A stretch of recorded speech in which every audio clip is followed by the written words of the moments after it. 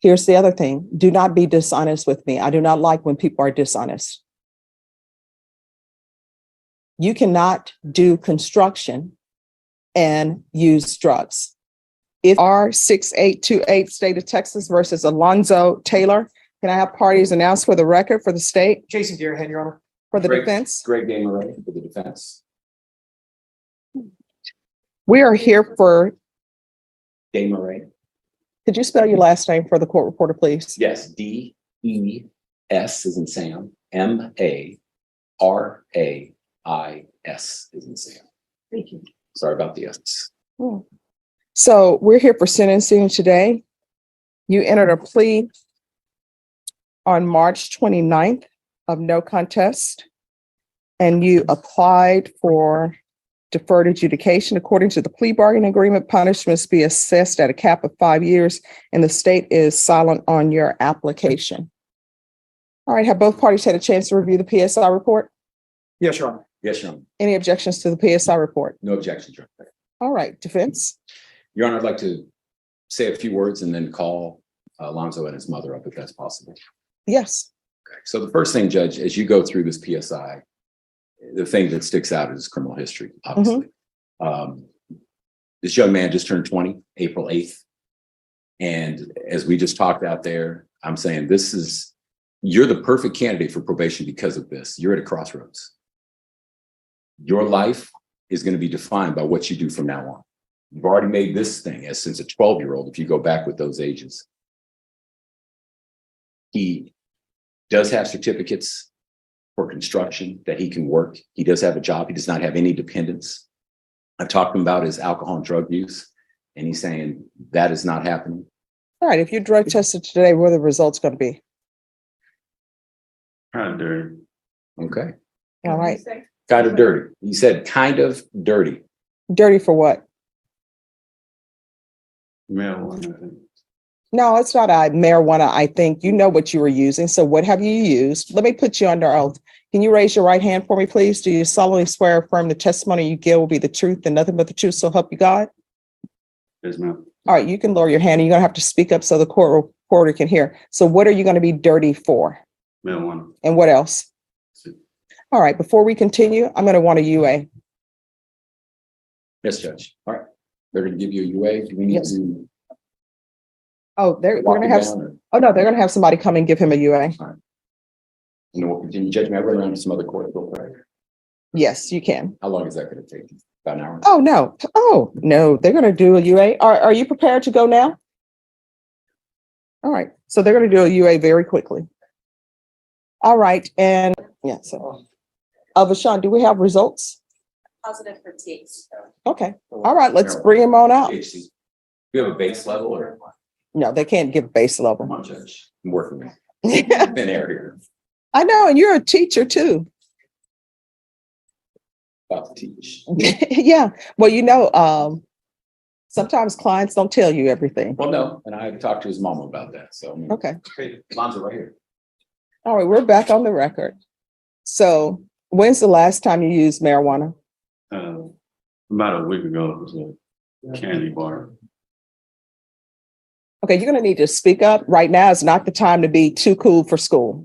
It was about a week ago. It was a candy bar site. My voice is just kind of deep in the. Right. So why are you doing marijuana when you know you have sentencing and you know I could send you to prison for 5 years? Because I'm sure your attorney will tell you, and I'm sure the state will tell you, in this court, age is just a number. I'm not going to treat you like a child because you're not a child. You're in adult court. I don't know why people want to use some drugs before they come to court and then try to throw themselves on the mercy of the court. State is silent, but you're here for a serious offense where you could end up going to prison for 5 years. And I will tell you this, if you end up going to prison for 5 years, it's not your mom's fault. It's not your attorney's fault. Because I'm sure your attorney probably already told you that I always, well, not always, but usually ask for a drug test. And all you had to do was come into court clean today. And if I were to send you to prison today, which I haven't made up my mind on that, it would be entirely your fault because your criminal history is just insane for someone your age. Do you understand? Yes, ma'am. So what are you doing with your life?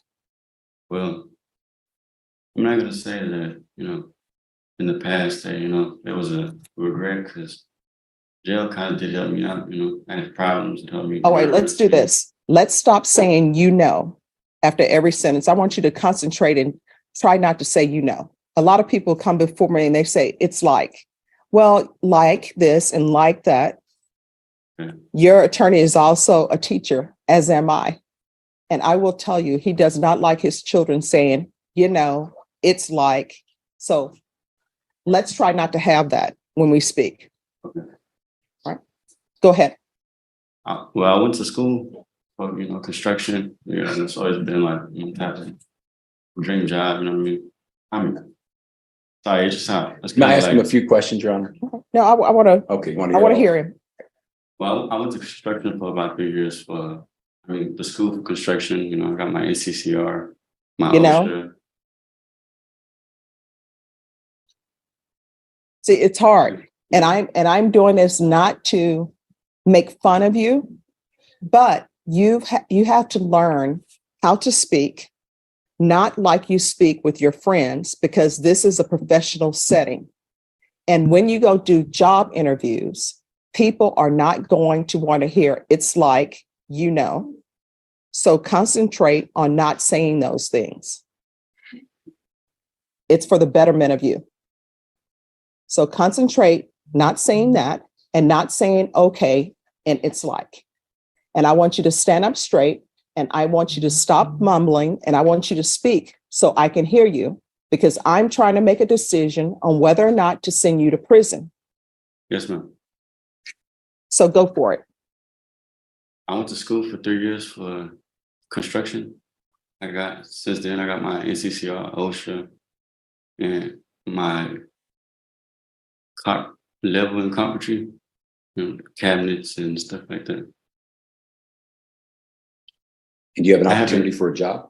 Yeah, I have an opportunity to job. I have a neighbor that does construction. So does your neighbor know that you're doing marijuana? Yes, ma'am. You're telling me that your neighbor wants to hire you and your neighbor knows that you're doing marijuana. Tell the truth. No, ma'am. Here's the other thing. Do not be dishonest with me. I do not like when people are dishonest.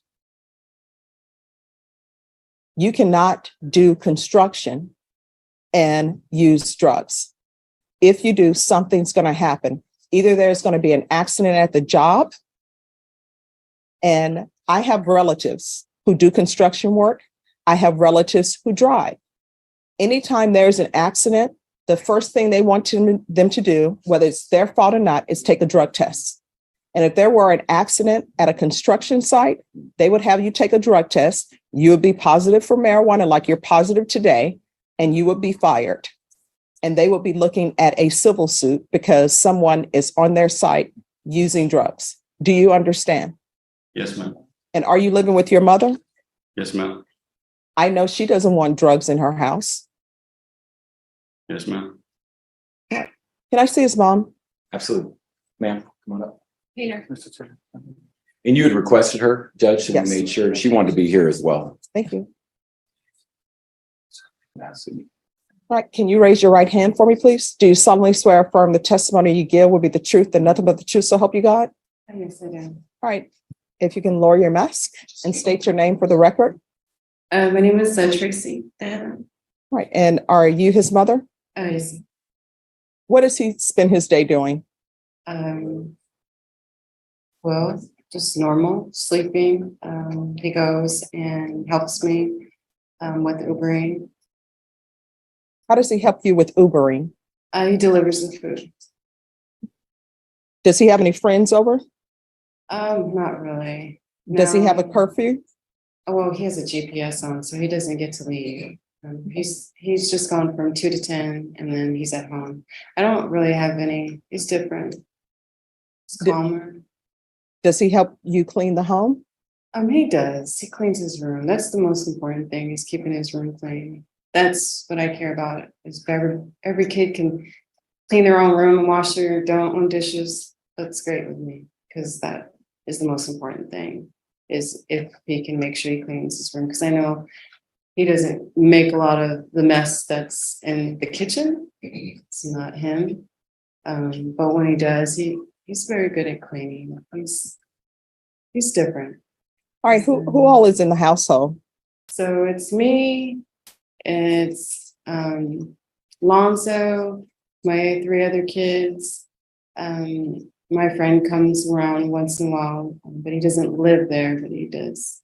So are the people in the home just his siblings? Just his siblings. His girlfriend comes, but she doesn't stay. She just And I'm comes. hoping she's not in a bedroom with the door closed with him.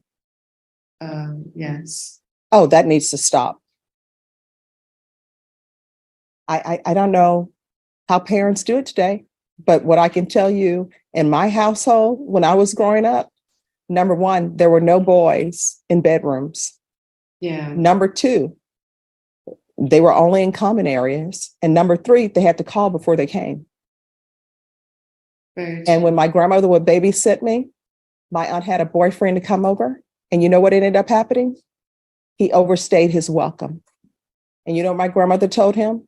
No one is going to come into my home and try to outsit me. And she put him out from the common area. Now, he hung around, and now he and my aunt have been married for like 30 years. So I guess he was like, I'm going to take what your grandmother is dishing out. But he should not be in a bedroom with a door closed with his girlfriend. You know why? Because one, he's not ready to have a child because he's using marijuana. He has all this criminal history. And any mother who would allow a girlfriend to see someone with the baggage he has when he doesn't have his life in order, I question that mother. And he may end up improving his life, but the way his life stands right now, it's chaos. It's chaos with the GPS. It's chaos because he's looking at 5 years prison, and you have some girl coming over in his bedroom with the door closed. That equals possibility of children. And are you ready to be a grandmother from him? No, they both take care of themselves to the point where they are No, not no, they having don't. kids. They're young. And young children tend to do dumb things, whether they have been raised by Mary Poppins or not. They still do dumb things. And I'm just going to be honest with you, right? I don't understand how parents allow children who are not married to come into their home and treat their home, as my grandmother used to say, like a hotel motel. That should not be happening. And you know why? Because it sets a bad example for his siblings. And then your home becomes a hotel motel. The only difference is they don't have to pay for it. Very true. So that needs to stop. Do you understand? Yes, I understand. All right, thank you. Thank you. Thank you. All right, here is your choice. I can give you deferred adjudication. If I give you deferred adjudication, if you are revoked, you're going to be looking at 10 years in prison. Or I can send you to prison for 2 years and you will be done. Which would you prefer? Adjudication. Right. And what I can tell you is Deputy Laura tells me all the time that she doesn't know how people do probation in this court, because probation in my court is difficult. Because if I give you probation, I want you to be rehabilitated. Do you understand? Yes, ma'am.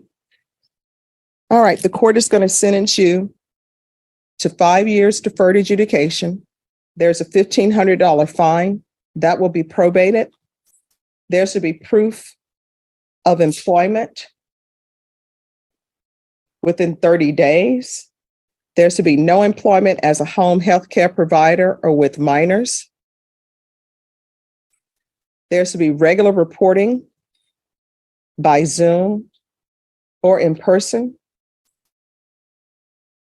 Regular UAs. I'm going to want him tested for levels. Those levels had better start going down. You understand? Yes, ma'am.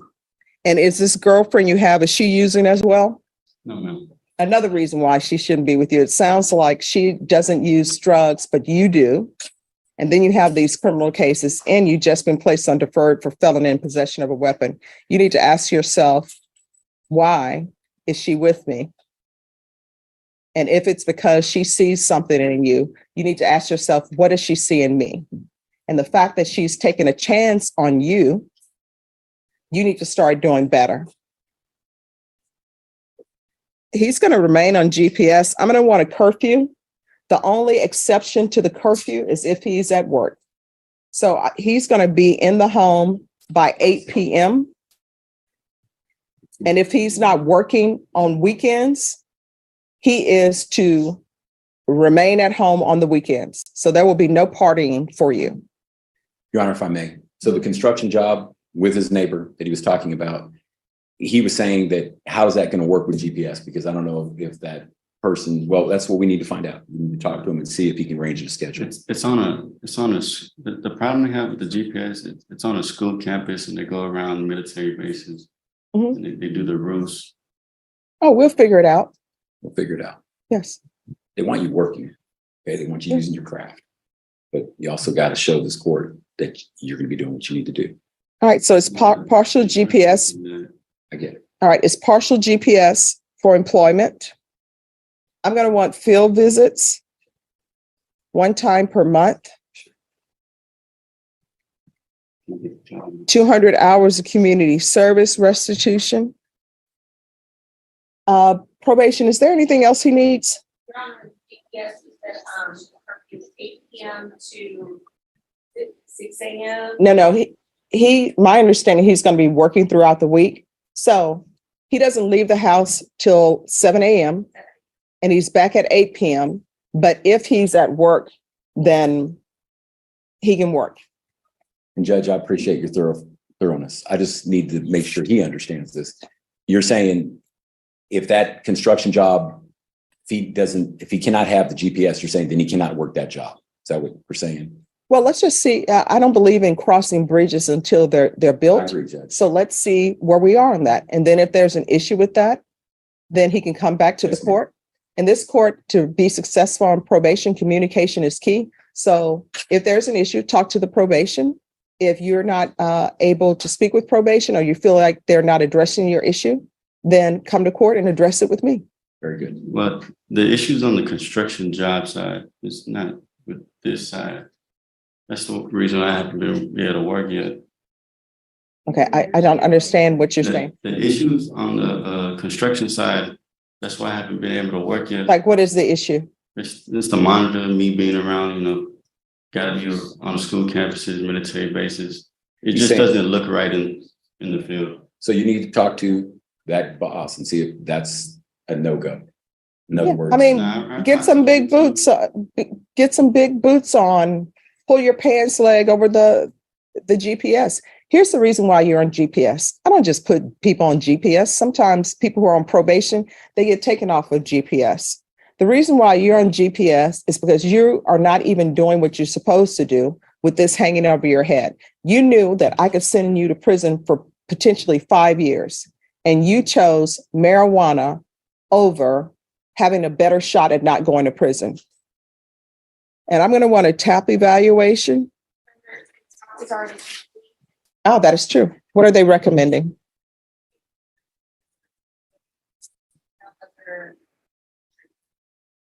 All right. What I'm going to do with you, I'm going to want 90 sober meetings in 90 days. And those are all over the city.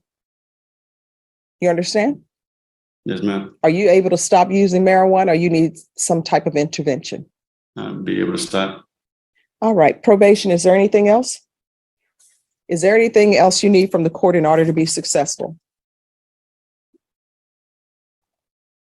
Speak now or forever hold your peace. I'm concerned about the job. It's kind of my dream job. No, wear long pants. And I've said it, I'm going to say it again. And maybe the marijuana is clouding your mind, but this is what I'm telling you. Wear long pants, wear bigger boots. If there's another issue where the construction job is saying you cannot wear GPS to work this job, then that means that bridge has been built. Your attorney can come back to me and we can address it. But if they are saying that construction, you can't have that with construction, you're going to need that person to come into court or either do an affidavit with your attorney or directly speak to your attorney to say construction cannot be done with this. Do you understand? Yes, ma'am. All right. Showing you what's entitled trial court certification of defendant's rights to appeal. Did you review that with your attorney? Did you understand it? Did you sign it? Yes, ma'am. Yes. Just one more, if you, thank you. So my son passed away, so How long ago? it was 4 years ago, but I wanted to do something with my family for his birthday, and that's this Saturday. And I wanted to find out if that would be okay. Where are you All gonna right. go? Rashawn, We're going to the Live Oak Park. Okay. can you make sure that they're allowed to celebrate her? I won't say celebrate, but acknowledge her son's passing and that he's allowed to attend. So Saturday, if whatever their plans are, he's allowed to attend. And as far as the monitor, so I completely understand why you want to have the monitor and I'm not. But I will tell you that Alonzo's been to a lot of interviews, and so it is very difficult to wear a monitor and people want to give you a job. And so his friend was explaining to him too, because I overheard the phone and I overheard you say something too, and it made me think about something. Because a lot of people judge something that they don't know the whole story about. And that's an unfortunate thing because we've been dealing with this for a very long time, and I'm still dealing with this. And this is one of the things that have caused a lot of problems for Alonzo. All right, here's the thing. I understand what you're saying. I'm internalizing it, but I want you to understand something. He needs structure. He doesn't have structure. And I am not trying to question your parenting skills, but this is what I see. Parents are trying to be friends with their children. They're acting like their friends, their children are their friends and adults. He is not, you're not technically an adult. You know why?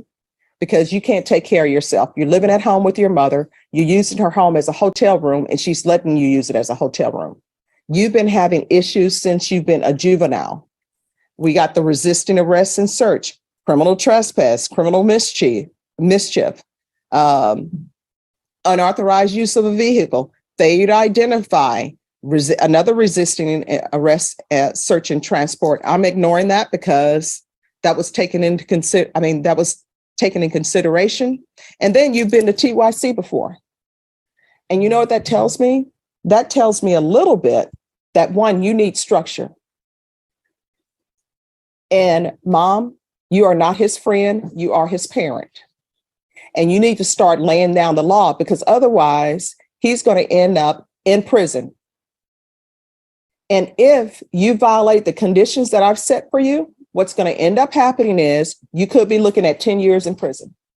Here on out, everything that you do in your life, every decision that you're making, you need to ask yourself, is this something that could result in me going to prison for 10 years? If the answer is yes, don't do it. If the answer is maybe, don't do it. Because what I can tell you is, and Deputy Laura will tell you, Deputy Mejia and Ms. Abrams will tell you, at some point in time, when people violate conditions in this court, they always end up getting caught. You may not get caught the first time you violate it, but ultimately you end up getting caught because I'm serious about probation coming out doing field visits. And when they do, and something happens, you know what ends up happening? I receive a motion to revoke. And when I get that motion to revoke, if it's in proper order, I check the box and a warrant is issued. You are picked up by the police and you are taken into custody. And either your mom makes bond for you or she does not. If she doesn't make bond for you, you are brought over in orange after having been at the jail with other inmates, sharing toilets, sharing clothing. And then I hear your motion. And if it turns out that it is true and I find it's true, then you're looking at 10 years in the prison. Do you understand? Yes, ma'am. So your mom is allowing you to do things that she should not be allowing you to do. So you're going to have to check yourself. I don't know if that's something that young people still say, but that's what they said when I was growing up. you're going to have to put yourself in check, because your mom looks at you, your mom loves you, your mom looks at you as still as her little boy, you're an adult.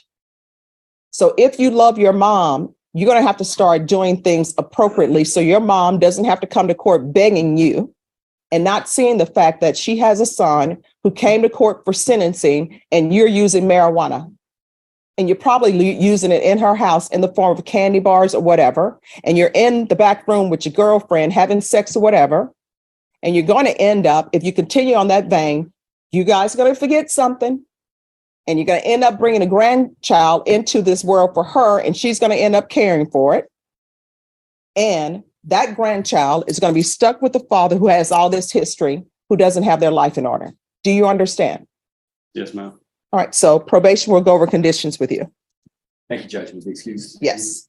What you just watched wasn't a routine sentencing. It was a lesson in choices, consequences, and second chances. Let's break it down. The defendant here is only 20 years old, not a hardened criminal, not a career offender. Yet when he walked into Judge Boyd's courtroom, he carried more than just his case file. He carried the weight of his own decisions. And the first mistake was showing up dirty. A drug test doesn't lie, and in this setting, it's like walking into court with a neon sign flashing, "I don't take the rules seriously." Now, many judges would have stopped right there. They'd see a failed test on sentencing day as proof enough that probation isn't going to work. Straight to prison. End of story. But Judge Boyd didn't slam the door shut so quickly. Instead, he did what good judges often do. He dug deeper. He asked questions, peeled back the layers, and looked beyond the bad decision to the bigger picture. And what did he find? A young man surrounded by instability. A girlfriend, drama, distractions, late nights, and a lifestyle that doesn't line up with discipline or responsibility. That's why you heard Boyd use that cutting phrase, the hotel-motel life. Brutal words, but accurate. Because for this judge, sentencing isn't just about punishment, it's about painting a picture of reality. And in this reality, chaos has to be replaced with structure, or else the next stop is a prison cell. Here's where the real drama hit. Boyd could have handed down 5 years behind bars. And legally, he'd be on solid ground. The dirty UA alone would justify it. But instead, he chose something more nuanced, more dangerous in a way. Deferred adjudication. What that means is the defendant gets 5 years of probation, not prison. But here's the razor's edge. Any slip, any missed test, any violation, and that deferred deal vanishes. Suddenly, it's 10 years waiting for him. Thin. Kay, about that for a moment. Boyd didn't go soft. He set up the ultimate test. Instead of giving this young man prison time now, he's essentially hanging it like a sword over his head. It's a warning shot and a lifeline, both at once. So the big question becomes, was this the right call?